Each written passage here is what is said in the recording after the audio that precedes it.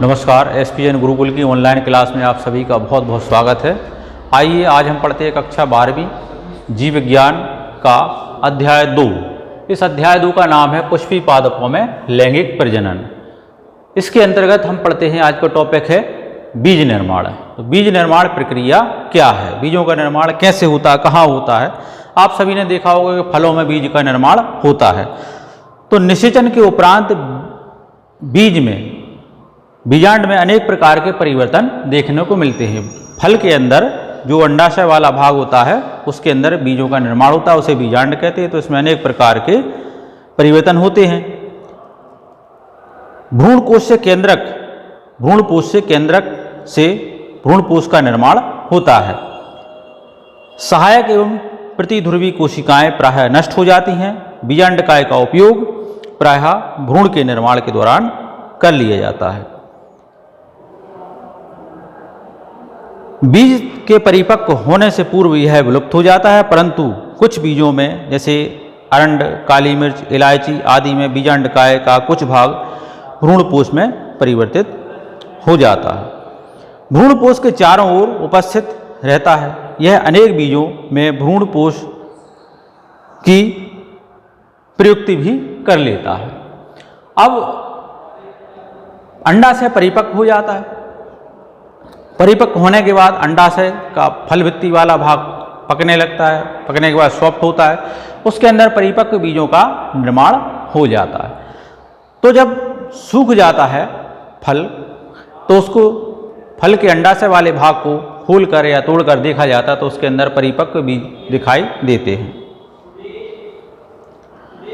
बीज के बाहरी भाग को शीट कोट कहते हैं। उसके अंदर की परत को एंडोस्पर्म कहा जाता है। फिर नीचे वाला भाग हाइपोकॉइल कहलाता है। आगे चलते हैं। बीजों के निर्माण की प्रक्रिया में बीज दो प्रकार से निर्मित होते हैं। एक बीजपत्री बीज, इसके अंतर्गत आने वाले पौधे ग्रेमनीकुल के पौधे कहलाते हैं, जैसे गेहूं, जौ, मक्का, धान, घास, बांस आदि कहलाते हैं। द्विबीजपत्री पौधे का जो बीज होता है दो पत्रों से आपस में मिलकर बना होता है। इसकी विशेषता होती है, इसमें जोड़ीदार पत्तियां निकलती हैं और बीज जो होता है दो बराबर भागों से चिपका हुआ बना होता है, जैसे चना, मटर, सरसों आदि। फल निर्माण प्रक्रिया क्या है, फल का निर्माण कैसे होता है। तो निषेचन होता है जब परागकण अंडाशय में आता है। परागकण वर्तिकाग्र पर जाता है, वर्तिकाग्र से परागकण अंडाशय में पहुंचता है, तो वहां पर युग्मनज जायगोट का निर्माण होता है निषेचन के पश्चात। अर्थात अंडाशय परिपक्व जो बनता है इसको फल कहते हैं। जब फल का विकास केवल पुष्प के अंडाशय वाले भाग से होता है तो उसे सत्य फल कहा जाता है।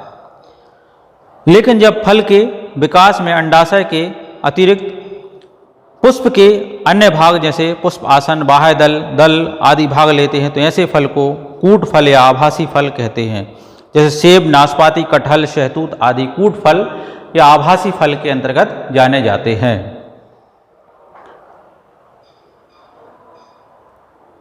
जब फल का निर्माण निषेचन के बाद होता है तो ऐसे फल को अनिषेक फलन कहा जाता है।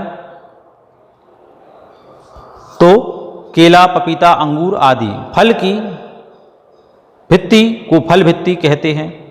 यह झिल्ली में गूदेदार मांसल हो सकती है। तो फल अधिकांश कैसे होते हैं, गूदेदार होते हैं, झिल्लीदार होते हैं, मांसल होते हैं, सरस होते हैं, रस भी होता है उनके अंदर। तो फल के प्रायः 3 स्तर होते हैं, बाह्य फल भित्ति, मध्य फल भित्ति, आंतरिक फल भित्ति कहलाती है। अब हम फलों को देखें तो फलों के निर्माण की प्रक्रिया में एकल फल जो केवल सिंगल अलग से लगा हुआ है, इसमें कोई गुच्छे अलग से स्पेशली दिखाई नहीं देते, जैसे मटर, आम एक सिंगल है, एक डंठल से जुड़ा हुआ होता है, तो इसलिए इसे एकल फल कहा। पुंज फल मतलब जो गुच्छे के रूप में दिखाई दे रहा हो, फल तो है लेकिन उसमें उभार दिखाई दे रहा हो, जैसे शरीफा, रसभरी, स्ट्रॉबेरी, मदार आदि। फिर इसके बाद संग्रंथिल फल जैसे अनानास, पाइनएप्पल, कटहल, अंजीर, ये संग्रंथिल फल संग्रंथित फल कहलाते हैं। अनानास में भी काफ़ी उभार देखने को मिलते हैं। कटहल में भी काफ़ी कोशिकाएं ऊपर की ओर उभरी हुई दिखाई देती है। इसी प्रकार से अंजीर में। आभासी फल सेब को कहा जाता है। सेब को आभासी फल के नाम से जाना जाता है। सेब को आभासी फल क्यों कहते हैं?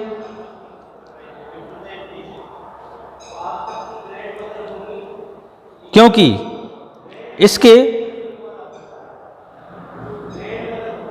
अंदर बीजों का निर्माण होता है। पुष्प वाला भाग उभार के रूप में सेब की फल भित्ति वाले भाग के पास उभरा हुआ दिखाई देता है। तो सेब, नाशपाती, कटहल, सहतूत आदि ऐसे कूट फल कहलाते हैं। इनके लिए आभासी फल कहा जाता है। बीज और फलों के निर्माण का महत्व। बीज और फल निर्माण का महत्व। तो बीज और फल निर्माण के महत्व के बारे में क्या महत्व है, इसके बारे में हम पढ़ते हैं। तो बीजों का एवं फलों का निर्माण पुष्पी पादपों का एक विशिष्ट लक्षण होता है।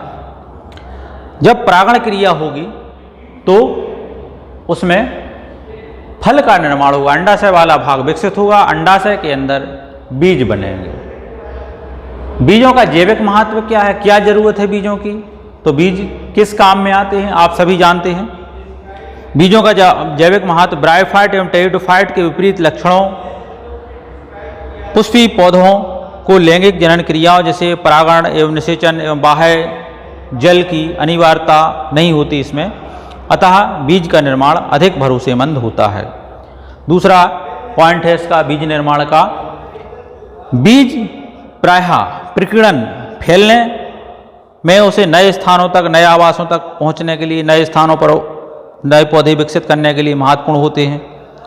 बीजों के माध्यम से नए पौधे बनते हैं। बीजों के माध्यम से पौधों की निरंतरता बनी रहती है, नष्ट नहीं होते हैं। बीजों में पर्याप्त मात्रा में भोजन संचित होता है। बीज मोटे सुरक्षात्मक बीज चोल के द्वारा घिरे रहते हैं, सुरक्षित रहते हैं। तो बीजों का ये महत्व है। बीजों से कई प्रकार के पौष्टिक पदार्थ प्राप्त होते हैं, तेल, रसायन आदि चीज़ें प्राप्त की जाती हैं। बीज भोज्य पदार्थ के रूप में भी उपयोगी होते हैं। बीजों का आर्थिक महत्व ये बताया मैंने। बीजों से अनाज, दालें, वनस्पति आदि प्राप्त होते हैं। ये आर्थिक महत्व के अंतर्गत है। भोज्य पदार्थ की सामग्री, अनाज, दालें आदि प्राप्त होती हैं। जीरा, सौंफ, मेथी, धनिया, अजवाइन आदि बीज जो होते हैं वो मसालों के काम आते हैं। कई मसाले ऐसे होते हैं जो हम घरों में उपयोग करते हैं। चिरौंजी, बादाम, पोस्त आदि के बीज औषधि बनाने के काम आते हैं। कपास के बीज जो होते हैं वो रेशे बनाने के काम आते हैं। कपास के बीजों से तेल भी निकाला जाता है, बिनोला का तेल कहलाता है वो। ज्वार, बाजरा, बिनोले के तेल, पशुओं के चार तेल निकलने के बाद बचा हुआ पदार्थ जो होता है बीज का चपटा हो जाता है, वो खली चापर के रूप में पशुओं को खिलाया जाता है। तो बीजों का आर्थिक महत्व हो गया। अब फलों का जैविक महत्व क्या है? हम सभी जानते हैं हर मौसम में विशेष प्रकार के फल हमारे सामने आते हैं। हम देखते हैं बाजार में आते जाते समय बहुत सारे फल बाजार में बिकते हैं। तो फल बीजों को दूर दूर तक फैलाने, प्रकीर्णन करने में सहायक होते हैं। फल बीजों के चारों ओर एक रक्षात्मक आवरण बनाते हैं। तो फल गोलाकार हो या लंबा हो, उसके अंदर बीज सुरक्षित रहते हैं। फल भित्ति वाला होता है, गूदेदार वाला होता है, उसके अंदर बीज छुपे हुए रहते हैं। जैसे तरबूज की फल भित्ति में बीज धसे रहते हैं। पपीता के बीज गूदेदार भाग के अंदर बीज बहुत सारे सुरक्षित रहते हैं। अमरूद में बीज धसे हुए पाए जाते हैं। तो इस प्रकार से अलग अलग प्रकार के फलों में बीज अलग अलग प्रकार से सुरक्षित रहते हैं। फल बीजों की यांत्रिक चोट से सुरक्षा प्रदान करते हैं। कुछ फल अंकुरित होते हुए भी विकसित हुए नवांकुरों को पोषण प्रदान करते हैं। फलों का आर्थिक महत्व क्या है? नेक्स्ट, फलों का आर्थिक महत्व। हम सभी जानते हैं फलों का आर्थिक महत्व क्या है। तो फलों के लिए हम सभी समय समय पर अलग अलग मौसम में अलग अलग फलों का उपयोग करते हैं। फल जंतुओं को भोजन प्रदान करते हैं। पौष्टिक तो होते ही हैं, स्वादिष्ट होते हैं। तो फल जंतुओं को पोषण प्रदान करते हैं। फल मनुष्यों के लिए भोजन, प्रोटीन, तेल, कार्बन पदार्थ आदि प्रदान करते हैं। विटामिन्स, पैक्टिन, खनिज पदार्थों के एक अच्छे स्रोत होते हैं। कुछ फलों का प्रयोग औषधि निर्माण में भी किया जाता है। तो कुछ फल ऐसे होते हैं जिनके माध्यम से कोई विशेष प्रकार की औषधियाँ बनाई जाती हैं। तो ये फलों का आर्थिक महत्व था। अब बीजों का प्रकीर्णन कैसे होता है, बीजों का प्रकीर्णन का क्या महत्व है, प्रकीर्णन क्यों हो रहा है, प्रकीर्णन मीन्स फैलना। बीज क्यों फैल रहे, बीज क्यों उचट रहे हैं, फलों से, फलवृत्ति के फटने से बीज उचट जाते, फैल जाते, यहाँ वहाँ पहुँच जाते हैं। तो प्रकीर्णन एक स्थान से दूसरे स्थान तक बीजों के पहुँचने की या स्थानांतरित होने की क्रिया को प्रकीर्णन कहते हैं। यह नए पौधे को एक ही जगह उगने से रोकता है। अलग अलग स्थानों पर बीजों के पहुँचने से अलग अलग स्थानों पर अलग अलग प्रकार के पौधे उगते हैं। मृदा, जल, प्रकाश, मृदा के पौष्टिक तत्वों के बीच प्रतिस्पर्धा भी कम होती है। यह वन रोपण को प्रोत्साहित करता है क्योंकि नए स्थानों पर ये बढ़ते हैं। यह घने रूप में उगते हैं तो महामारी का प्रसार का रोग भी होता। घने उगेंगे तो यदि एक पौधे के लिए कोई रोग है तो दूसरे पौधे को भी हो जाएगा। इससे बीज प्रकीर्णित हो गया, दूर तक पहुंच गया, पौधा अलग उगा तो उस तक रोग नहीं पहुंच पाएंगे, इल्लियाँ नहीं पहुंच पाएंगी। तो इस प्रकार से प्रकीर्णन का ये महत्व है। अब कुछ जनन की कुछ विशेष विधियाँ हैं, जैसे असंग जनन। असंग जनन क्या है? असंग जनन, ये शायद आपने नाम सुना हो।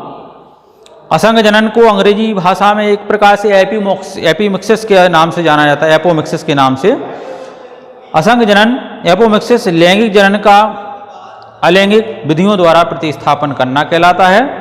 इसमें किसी प्रकार का युग्म की संलयन नहीं पाया जाता है। एपोमिक्सिस जनन की एक अलैंगिक विधि है जिसमें संतति का निर्माण युग्मकों के संलयन के बिना ही हो जाता है। मतलब नर और मादा युग्मकों का संलयन नहीं हो पाता है और युग्मकों के संलयन के बिना ही इस प्रकार की ये प्रक्रिया हो जाती है। तो इसे एपोमिक्सिस कहा जाता है। तो युग्मकों के संलयन के बिना ही संतति का इसमें निर्माण होता है। नर युग्मक मादा युग्मक के संलयन की आवश्यकता नहीं होती। अब आगे नेक्स्ट दिया गया है वर्धी जनन या कायक जनन कहलाता है। ये वर्धी जनन या कायक जनन, वेजिटेटिव रिप्रोडक्शन। इस विधि में पौधे को या पौधे का प्रवर्धन बीजों के अतिरिक्त पौधे के किसी अन्य भाग से होता है। इसमें पुष्प का कोई भाग पत्र प्रवर्तक कलिका द्वारा प्रतिस्थापित हो जाता है। कभी कभी दूसरे वर्धी अंग जैसे शल्ककंद, ऊपरी भूस्तारी, अंतःभूस्तारी आदि वर्धी प्रजनन में भाग लेते हैं। शल्ककंद कहलाता है, जैसे मैंने एक एग्जाम्पल दिया था आपके लिए, जैसे प्याज, लहसुन आदि, इनके ऊपर चिकना प्रकार का छिलका चढ़ा होता है तो शल्ककंद कहलाते हैं वो। अब दूसरा दिया गया इसमें अनिषेक बीजता। अनिषेक बीजता, इस विधि में यद्यपि प्रवर्धन द्वारा बीज द्वारा ही प्रवर्धन होता है, लेकिन इसमें भ्रूण के विकास में लैंगिक जनन की कुछ प्रक्रियाएं अर्धसूत्री विभाजन द्वारा युग्मक संलयन में भाग नहीं लेती हैं। इस विधि में बीज युग्मकों के संलयन के बिना ही निर्मित हो जाते हैं, अर्थात बीजों का निर्माण अलैंगिक होता है। तो आपको यहाँ पर अनिषेक बीजता के बारे में मैंने बताया। अब नेक्स्ट जो टॉपिक दिया गया है एपोमिक्सिस के प्रकारों के अंतर्गत, जो अभी मैंने बताया आपके लिए, नेक्स्ट दिया गया टॉपिक अनिषेक जनन अथवा पार्थिनोजेनेसिस। अनिषेक जनन अथवा पार्थिनोजेनेसिस। अनिषेक जनन क्या है? अनिषेचित अंडे से भ्रूण के बनने की क्रिया अनिषेक जनन कहलाती है। मतलब ऐसा पुष्प का मादा जननांग वाला भाग जिसमें बिना परागण की क्रिया के ही डायरेक्ट पुष्प वाला भाग, अंडाशय वाला भाग विकसित हो जाता है, डेवलपमेंट हो जाता है, फलवृत्ति वाला भाग फल को बना लेता है बिना परागण क्रिया के ही। तो ऐसी क्रिया को अनिषेक जनन कहते हैं। जैसे पपीते में बिना बीज वाले पपीते जो बनते हैं वो इसी प्रकार से बन रहा है अनिषेक जनन के माध्यम से। तो उन्हें बीज नहीं पाया जाता, केवल अनिषेक जनन के माध्यम से कोशिकाएं अंडाशय की डेवलपमेंट हो जाती हैं। अंडाशय कोशिका डेवलपमेंट होकर फलवृत्ति का निर्माण कर लेती हैं, वो पपीता बन जाता है। तो बिना बीज वाले पपीते इसी प्रकार का एक उदाहरण